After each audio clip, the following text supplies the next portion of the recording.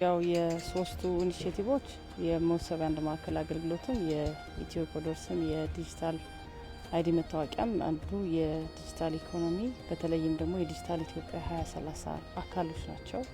በተለይ መሰብ ደግሞ የመሰብ አንድ ማዕከል አገልግሎት በተለይ የመንግስት አገልግሎትና አስተዳደር ሪፎርም የሲቪል ሰርቪስ ዲጂታል ሪፎርም አካል ነው። ይህንን ስንመጣ መጀመሪያ ላይ ያው የጀመርነው ሐምሌ ላይ ነው። ሐምሌ ላይ የተጀመረው የ45 ቀን ፕሮጀክት ነው።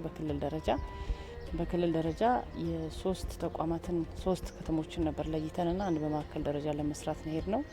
እነዚህን ስንሰራ በርካታ ችግሮችን አልፈናል። እውነት ለመናገር የመንግስት ኮሚትመንት ስለነበረበትና አመራሩን በቁርጠኝነት እየሰራው ስለነበር ነው እንጂ ፕሮጀክቱ በ45 ቀን በተለይ ባህር ዳር ከተማ፣ ደሴ ከተማ ሲሰራ የነበረው በክልል ደረጃም ሲሰራ የነበረው 24/7 የሚባለውን የስራ ልምምድ የተማርንበት ነው።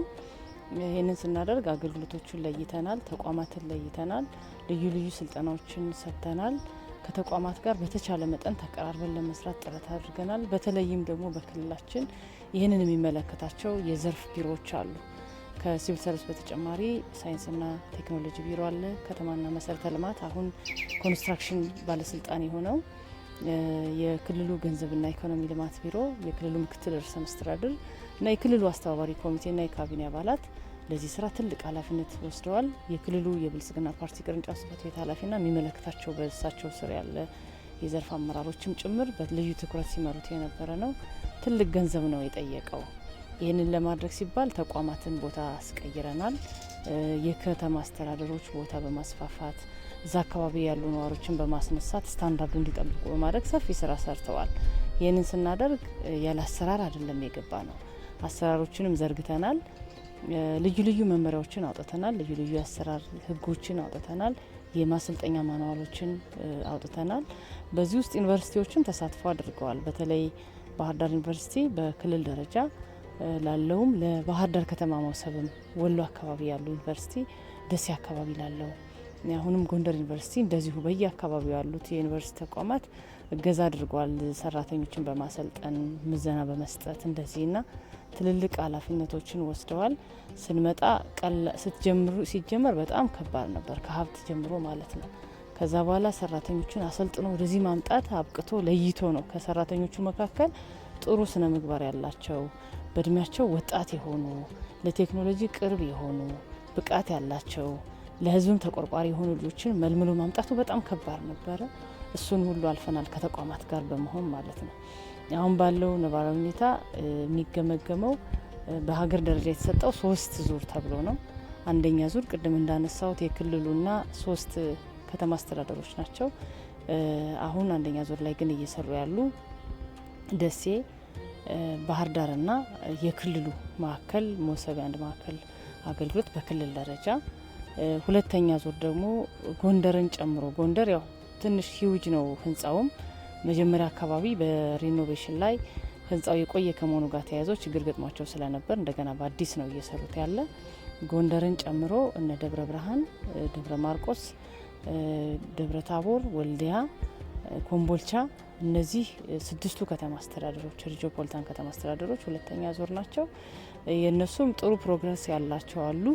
ይሄ አገልግሎት በመለየት ሰራተኛ በመለየት ሰርቪስ ካታሎግ በመስራት እና ስታንዳርዱን በማሟላት ጥሩ እንቅስቃሴ ነው ያለ።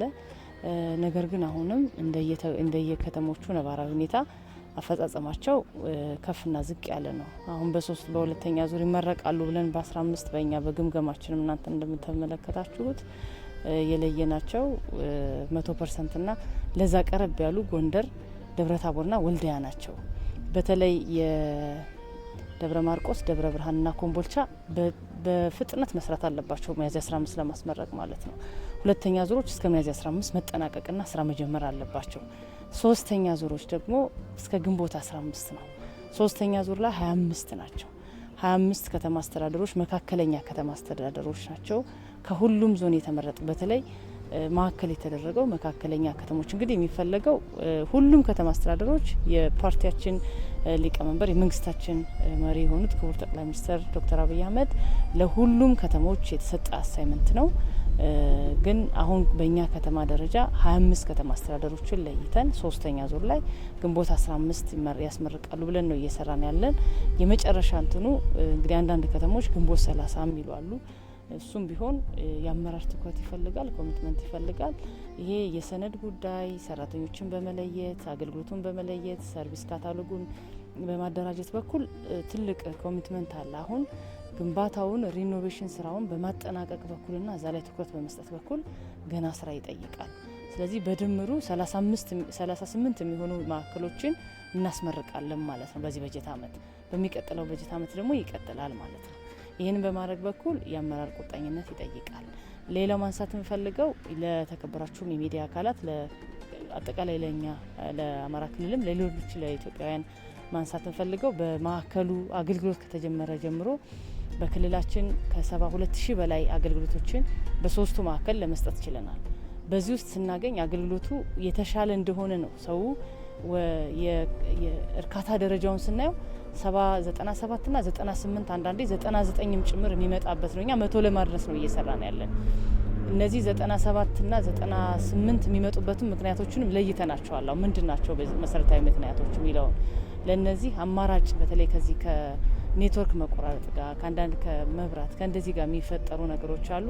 እነዚህን ለመፍታት ስራ እየሰራ ነው ከሚመለከታቸው ፌዴራል ተቋማት ጋራ። አሁን ደግሞ ጥሩ ነገር ሁሉም የፌዴራል ተቋማት ለዚህ በጣም ኮሚትመንት አላቸው። እውነት ለመናገር ባንኮችም፣ ኢትዮ ቴሌኮምም፣ ኢትዮ ፖስታ፣ ኢሚግሬሽን እና ሌሎች የሚመለከታቸው በዚህ በኩል ያሉ ተቋማት ይህን ለማገዝ ትልቅ ኮሚትመንት አላቸው።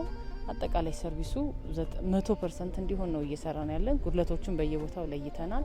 ይህንን መገምገም ያስፈልጋል። ለዚህ እርምጃ መውሰድ ያስፈልጋል። ገምግሞ መቀመጥ አይደለም። እዚህ ላይ ጥሩ ነገር አለ። ሁለተኛው ለእኛ እናንተም እንድትረዱን የምንፈልገው ሰርቪስ ማስፋት ነው። ህንፃውን ካስቀመጥ ነው በኋላ ካውንተሩን ካዘጋጀ ነው በኋላ ሰርቪሱን እዛ እንሰጣለን ካለ በኋላ በክልል ማዕከል የሚገቡ ተጨማሪ ተቋማት አሉ።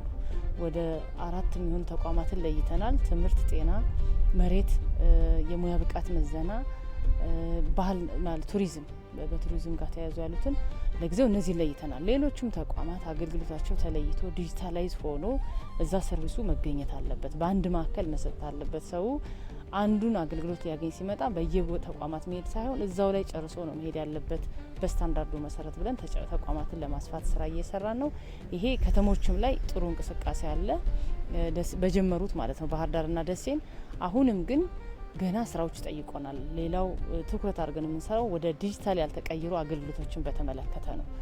በቅርብ ከተቋማት ጋር ለመነጋገር ጥረት አድርገናል። አሁንም ቶሎ አንደኛ ፌዴራል ላይ የተለሙ ካሉ በፌዴራል ተቋማት እነሱን ወደኛ ሎካላይዝ በማድረግ ሌላ ደግሞ ከሌለ ደግሞ በፍጥነት ወደ ዲጂታል እንዲገቡ በማድረግ ሰርቪሱን ማቅረብ ያስፈልጋል። በተለያየ ጊዜ የሚነሱ የመልካም አስተዳደር ችግሮች አንዱና ትልቁ አገልግሎት አሰጣጥ ነው። ለአገልግሎት አሰጣጥ ትኩረት ሰጥቶ የማይሰራ አመራርና ባለሙያ መኖር የለበትም። እኛ በዚህ በኩል ትልቅ ኮሚትመንት ነው ያለን። የሚመለከተው የክልሉ ፕሬዚዳንት ጨምሮ የዘርፉን የሚመሩት የከተማ ክላስተር አስተባባሪ ዶክተር አህመዲን ከዚህ በፊትም ዶክተር አብዱ ነበሩ የሚመሩት። በእነሱም በኩል ያለው አቅጣጫ እንደዚህ ነው። ለዚህ አገልግሎትን ለማሳለጥና የሕዝብን እርካታ ለማረጋገጥ በየደረጃው የሚነሳውን የመልካም አስተዳደር ጥያቄ መፍታት ልዩ ትኩረት ተሰጥቶ እየተሰራ ነው። አሁንም ግን ሀብት ይጠይቃል፣ ኮሚትመንት ይጠይቃል፣ እውቀት ይጠይቃል። ሁሉም ሰው ባለቤት ሆኖ መስራት መቻል አለበት። በተለይ ደግሞ ለዚህ የተመረጡ ተቋማት አሉ። እነዚህ ባለቤት ሆኖ መስራት መቻል አለባቸው። ይሄን ማድረግ ከቻል በአንደኛ ዙር ያየነውን በሁለተኛ ዙር አርመን በሁለተኛ ዙር የገጠመንን ችግር ሶስተኛ ዙር ላይ አርመን የዚህን አመት በጀት አመት የመሶብ የአንድ ማዕከል አገልግሎታችን 38 ብለን ያቀርናቸው እናሳካለን ብለን እናስባለን። ቀጣይ ደግሞ ከሐምሌ በኋላ ሌሎቹ ከተሞች የሚቀጥሉበት ስርዓት ይኖራል። ይሄ በተጠናከረ መንገድ ለማስኬድ በሀገር ደረጃ እስከ ቀበሌ ድረስ የሚሰጡ አገልግሎቶች እንዲለዩ በወረደው ዳይሬክሽን መሰረት እኛ ከ4600 በላይ አገልግሎቶችን ለጊዜው ለይተናል። ገና እየሰፉ የሚሄዱ ናቸው። በክልል ደረጃ፣ በዞን ደረጃ፣ በከተማ ደረጃ፣ በቀበሌ ደረጃ ብለን ለይተናል። እነዚህንን ከለየም በኋላ ምንድነው አማራጫቸው የሚለውን ከሚመለከታቸው አካላትና ከፌዴራል መንግስት ጋር በመነጋገር አገልግሎቶቹ አሁንም በተማከለ መንገድ ለህዝቡ የሚደርሱበት ሁኔታ ይኖራል። ለዚህ በተለይ ይሄንን የሚሰሩ ወጣት ባለሙያዎች እውቀቱ ያላቸው የቴክኖሎጂ እውቀቱ ያላቸው መሀንዲሶች ሊሆኑ ይችላሉ። የተለያየ ሙያ ያላቸው ትልቅ ርብርብ ማድረግ መቻል አለባቸው። ጠንካራ ሀገር ለመገንባት ጠንካራ ተቋማት ትልቅ ሚና አላቸው። ለጠንካራ ተቋም ደግሞ የባለሙያና የአመራር ኮሚትመንት ይጠይቃል። ሀብት ብቻ አይደለም፣ እውቀት ብቻ አይደለም፣ ቁርጠኝነትና ተነሳሽነት ይጠይቃል። ይህንን በመስራት በኩል ሰፊ ስራ እንሰራለን ብለን እናስባለን። ይህንን ለማድረግ ነው እንግዲህ እስካሁን ድረስ የሄድንበትን ርቀት በአጠቃላይ በሶስቱም ኢኒሼቲቮች በመመሰቡም በፋይዳም በኢትዮ ኮደርስም ያሉ አፈጻጸሞች በክልል ደረጃ እንዲገመገሙ አሁን መድረኩ የሁሉም ኮሚቴ አብይ ኮሚቴ ቴክኒክ ኮሚቴ ተደራጅቶ አሁን እየተገመገመ ያለው ይሄንን ውጤት ለማረጋገጥ ስለሆነ ለህዝብ የሚሰጥ ትኩረት ነው በሚል ስለሆነ ሁሉም የዲጂታል ኢትዮጵያ አካሎች ናቸው። ሁሉም በአገልግሎት አሰጣጣችን ላይ ሁሉም በእያንዳንዳችን የኑሮ ደረጃ ላይ ትልቅ ለውጥ ያላቸው ናቸው። ዓለም አቀፍ ተወዳዳሪነታችንን የምናረጋግጥባቸው ናቸው። ወደ ግሎባል ስታንዳርድ ለመሄድ ደግሞ ዓለም የደረሰበትን ጄኔሬሽን መድረስ ግድ ይላል። ለነዚህ ደግሞ የነዚህ ስልጠናዎች ትኩረት ዋና ነው። ስለዚህ ከዚህ በላይ ትኩረት የምንሰጠው ስራ የለም ተብሎ ዛሬ ላይ በአካል እየገመገምን ያለ ነው። ይሄንን ለማረጋገጥ ነው።